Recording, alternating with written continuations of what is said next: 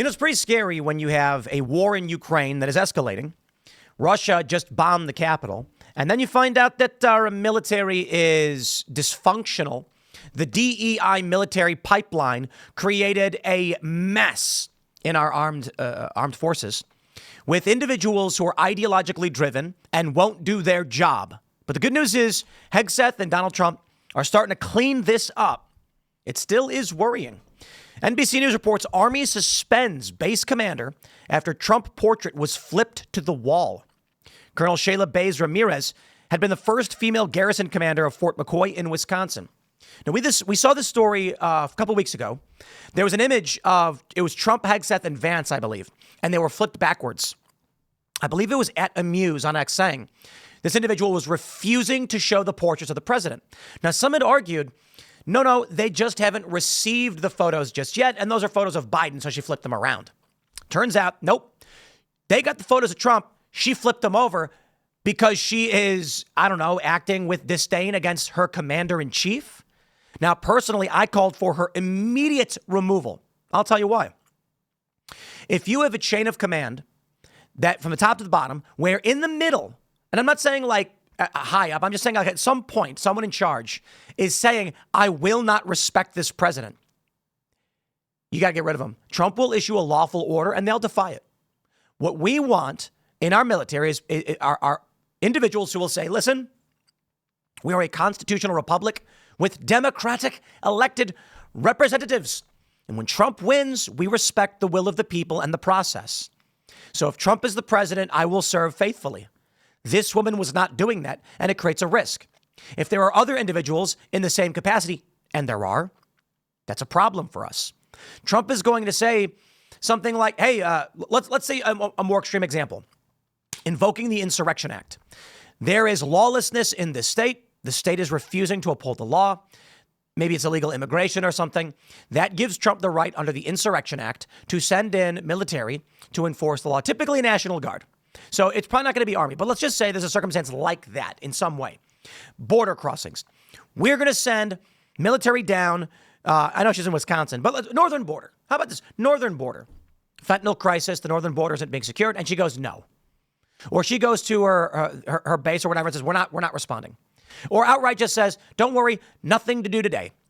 And the people below her in the chain of command are just like, okay, all right, can't have it.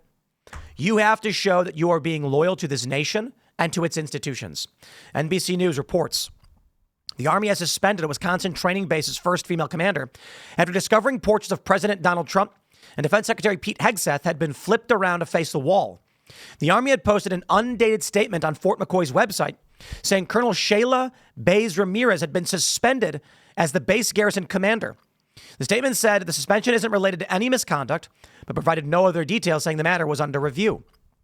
The Defense Department, April 14th, posted photos on X showing portraits of Trump and Hegseth at the base chain of command had been turned to face the wall, along with photos showing that they had been flipped back to face the corridor.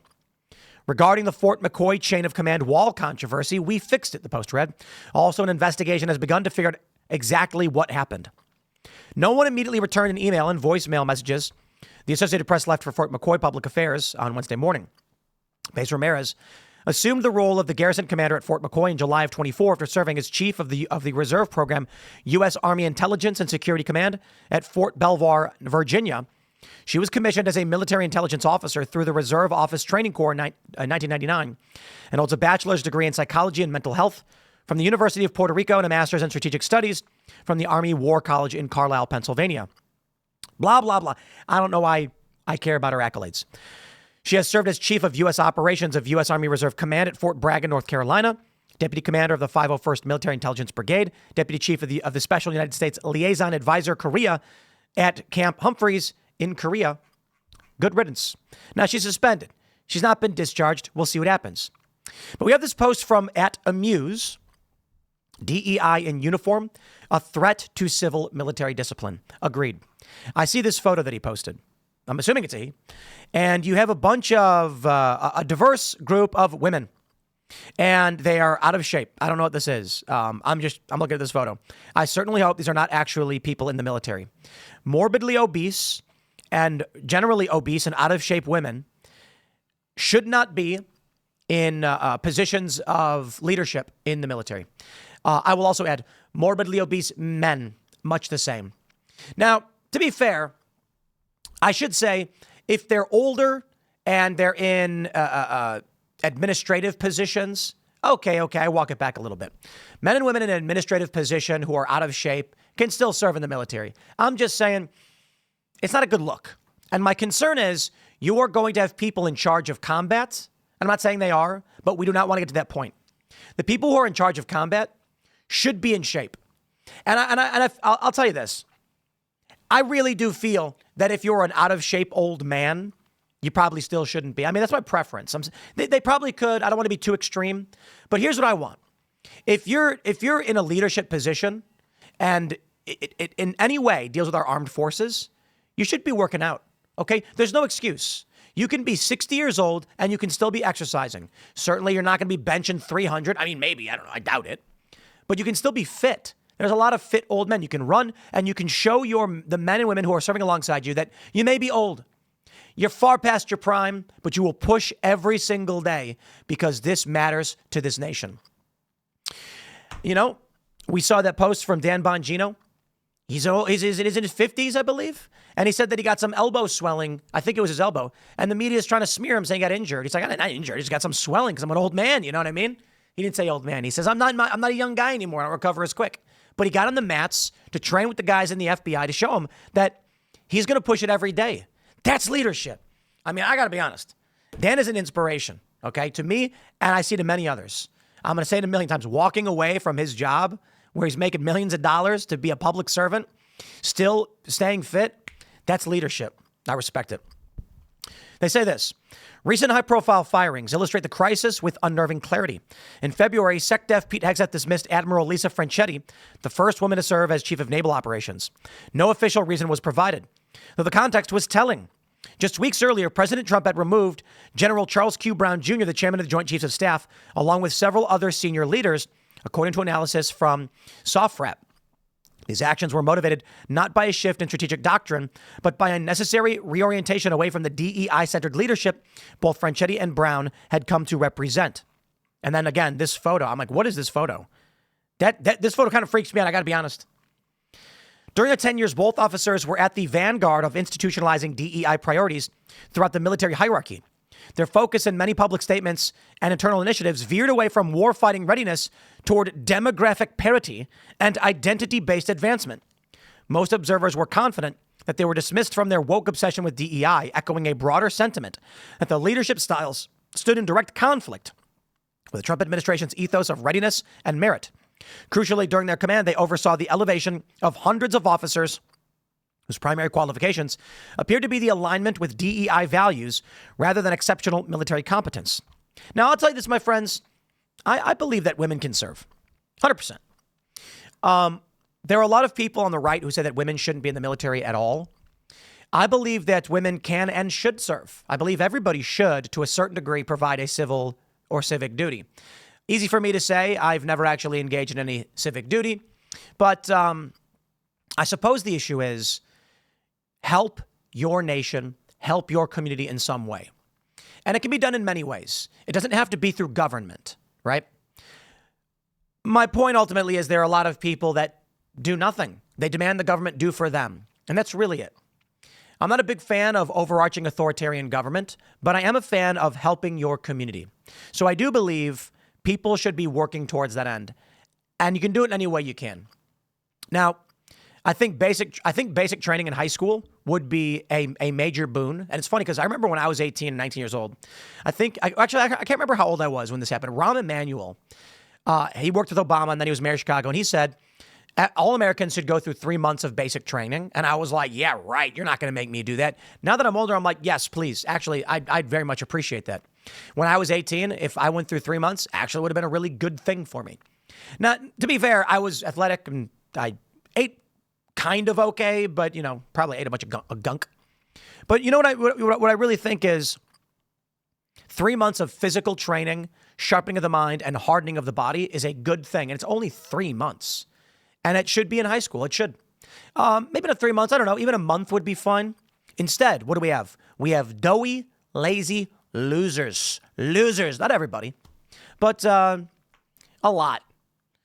This crisis we're seeing in male loneliness, men sitting around playing video games, they're out of shape. We could change all of this with, like, you want to graduate high school, you got to do maybe just a month, maybe 4 weeks of standard training to help you get in shape, eat right. And after that, do your thing. The problem we have is Americans have become doughy because of our wealth and success. And that is an issue. But I digress. When I say that women can and should serve, I think most people should to some degree. But let me clarify. I'm not a big fan of the bureaucracy. So I mean, it would be nice. It would be idealistic. I don't know if it's actually feasible because look what we're dealing with. Like, would you want to enlist in this? Now with Hegseth, yes. Okay. But like, that's why I'm not surprised people are going to say no. Sometimes you get bad administrations. Anyway, my point is, women don't have to be war fighters. They can work in a computer lab. They can do administrative work. They can do logistics. You don't need to send them into the field. Now, some have argued no, because even then, you still want the best of the best. Guys, there are jobs that women can easily do, and they can do it effectively and well. That helps maintain a healthy military. I absolutely believe that. I don't think we should have pregnant women in flight suits flying airplanes or anything like that. But there are jobs you can do that don't require, I got to be honest, even if you wanted to be a bit more condescending and say women can't do the jobs men can do, well, then what about the tedium? You know what I mean? Sweeping the floors, cooking the food. I certainly think women can do more than that, but you got to concede that at least, right? No, I think it's great if men and women served in the military in the capacities that they are capable, and not this. This photo of obese women, they're not all obese, but they largely look like it, to be honest. You can see some women in there are fit. Okay, fine. But we shouldn't be having this. Now, Amuse goes on. He says, we are now seeing the results of that promotion pipeline. Many of the officers elevated during Franchetti and Brown's tenure have begun to push back publicly and defiantly against the authority of the president and Hegseth. It's not just policy dissent. It is institutional resistance from those who have been conditioned to believe that identity trumps hierarchy. The cases of Colonel Suzanne Myers, Vice Admiral Shoshana Chatfield, and Colonel Shayla Bays Ramirez are emblematic. Each of these officers has in recent weeks taken action that openly defy or symbolically repudiate the civilian leadership. Colonel Myers, commander of Pituffik Space Base in Greenland, sent an extraordinary email distancing her command from Vice President J.D. Vance's remarks about U.S. strategic interests in Greenland. The email was distributed not only to military personnel, but also to civilians and foreign officers stationed at the base. The Pentagon rightly interpreted this as a disruption of the chain of command. Vice Admiral Chatfield refused to display the official portraits of the president and the Secretary of Defense at NATO headquarters, and in an all-hands meeting explains she would simply wait out the administration. Gotta go. Insubordination. Man, I say court-martial. This is not acceptable. Such statements undermine not only internal discipline, but also the U.S.'s image before allied commanders. Portraits are not ornamental. They symbolize constitutional authority. To hide them is to erase the face of the public. Colonel Bays Ramirez at Fort McCoy is under scrutiny for allegedly removing or reversing the same portraits. Now, I don't know when he published this. What's the date on this? I don't know if this is from the 14th. It now looks like we have confirmation. It says Army suspends base commander after Trump portrait flipped to wall. They're not saying she explicitly did it, but I believe that's the implication.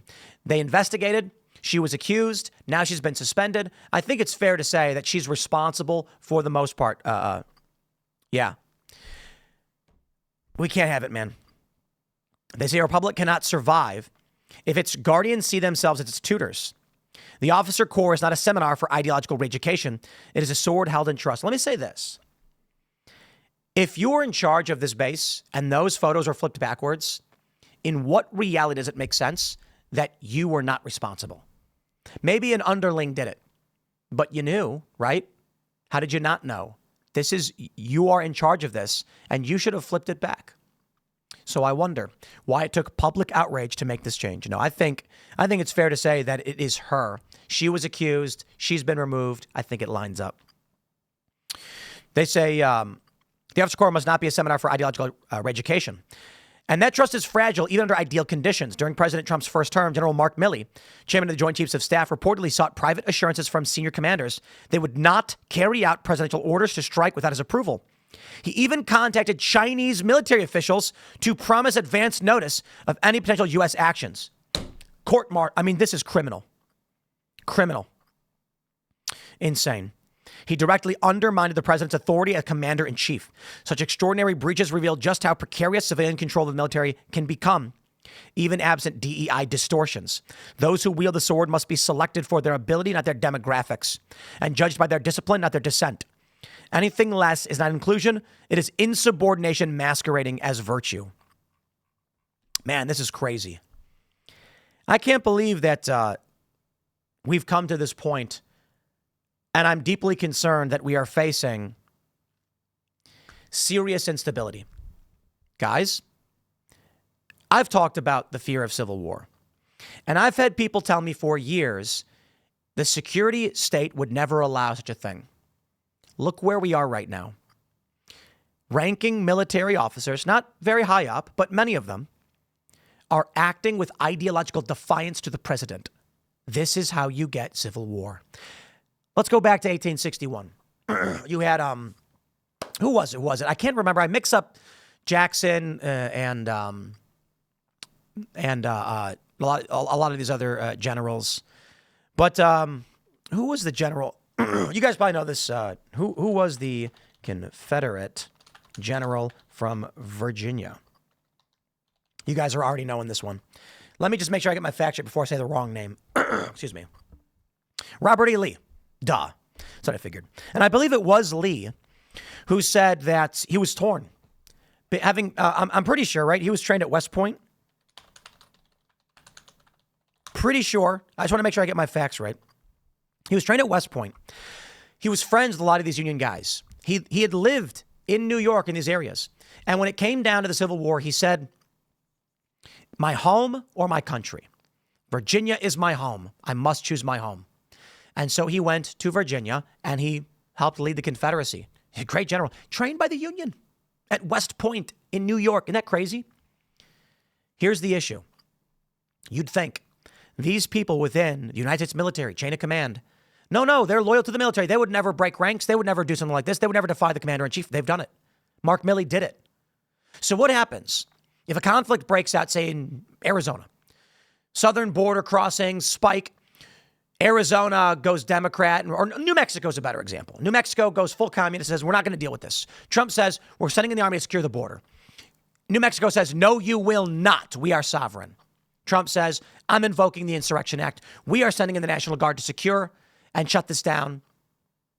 And then these individuals, the ideologues, the DEI, say, no, you don't have the authority. It's unconstitutional. What happens when a district court judge issues a universal injunction on Trump's authority to call upon the army to secure the border? And then they go, Trump's violating the judges. They're the check on the executive. He has no authority to do this. They've already been doing that, haven't they? What happens when Trump says it is exactly my authority to do this? And then they say, we don't know. We don't know what happens. Maybe the Supreme Court can't answer quickly enough, or the Supreme Court refuses to hear because they're cowards. Then what? Then you have certain branches in the military defying the president. And so Trump then calls upon different areas of the military that are loyal to go and suppress insurrection from ideologically driven military that won't follow the chain of command. They then go in the media and say, Donald Trump has gone rogue. He's ordering us to do illegal things. The court said no.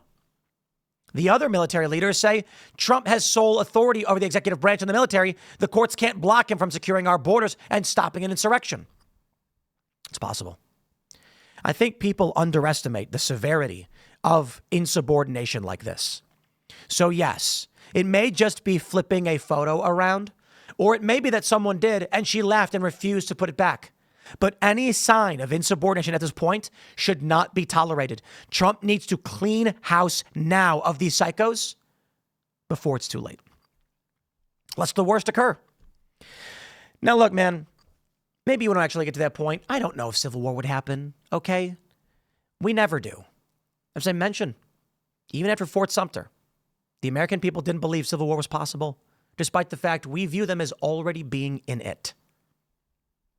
So, what do you think happens if we allow these DEI psychopathic Marxists to maintain power in our military? They will defy Trump at every turn, whether overtly or secretly. Trump will say, secure the border, and they'll say, you got it, Mr. President. And then they'll whoopsie daisies and not do it or do it wrong. They will intentionally half-ass it. They will resist. We saw that leak. No, okay, not a leak. Undercover report from O'Keefe just the other day. The DOD branch chief saying, we will resist Trump. Criminal prosecution. Open insurrection against the chain of command. Investigate him for criminal prosecution. I would say if you just publicly speak about it, fire him. But if we find internally that he has done anything to obstruct the administration, they should be criminally charged. Intentionally undermining the government. Now, we talked about this a bit before on Timcast IRL. I said, if someone does a bad job, just a bad job, they shouldn't go to jail for that. You get fired. That's silly. If they intentionally seek to undermine for political reasons, that's criminal. I'll leave it there, my friends. Stay tuned. We got a couple more segments coming up for you today. Thanks for hanging out. Follow me on X and Instagram at Timcast, and we will see you all in the next segment.